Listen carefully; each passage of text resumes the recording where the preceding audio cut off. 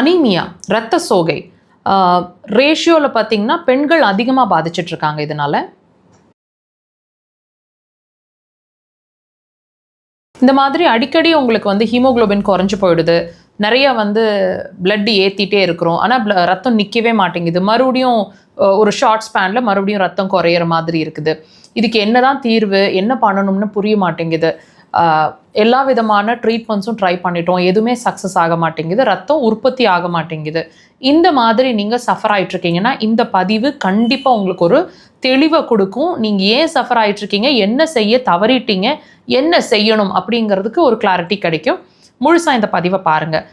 அதாவது நாங்கள் ஒவ்வொரு பதிவுலையும் சொல்லிட்டு இருக்கக்கூடிய உங்களுக்கு ஒரு புரிதலை ஏற்படுத்திட்டு இருக்கக்கூடிய விஷயம் அப்படின்றது, உங்கள் உடம்பு உங்களுக்கு சொல்லிட்டு இருக்கிற விஷயம் அப்படிங்கிறது வியாதி இல்லை.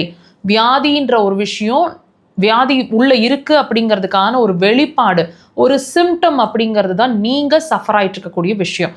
இப்போ வந்து இந்த கண்டிஷன், அதாவது ஹீமோகுளோபின் குறையுது அப்படிங்கிற கண்டிஷனுக்கும் உள்ள ஒரு வியாதி இருக்குது, அதாவது உள்ள ஒரு கண்டிஷன் இருக்குது அப்படிங்கிறதுக்கான ஒரு சிம்டம் தான்.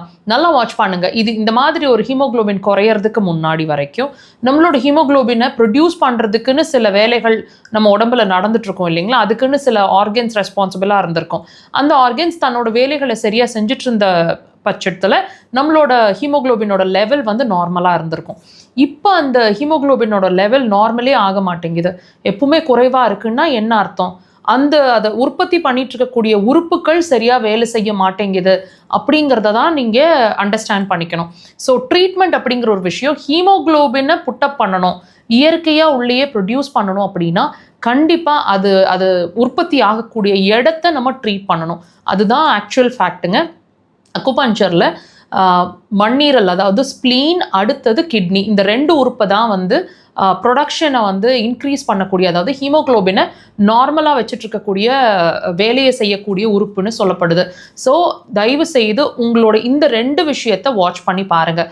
இப்போ இது சம்மந்தமான சிம்டம்ஸ் என்னென்ன இருக்குன்னு கேட்டிங்கன்னா, உதடு வறட்சி, தண்ணி தாகம் அதிகம், இனிப்பு அதிகமாக பிடிக்கிற மாதிரி இருக்கிறது, மசில்ஸ் அதிகமாக இருக்கிற இடங்கள்லாம் வலி இருக்கிற மாதிரி இருக்கிறது, மனசுக்குள்ளே இனம் புரியாத ஒரு பயம், ரொம்ப டயர்ட், எப்பவுமே சோர்வாக இருக்கிற மாதிரி இருக்கிறது, இந்த மாதிரி விஷயங்கள் அதிகமாக இருக்கும். முடி நிறையா கொட்டும், இன்னும் பல விஷயங்கள் நீங்கள் வாட்ச் பண்ணலாம்.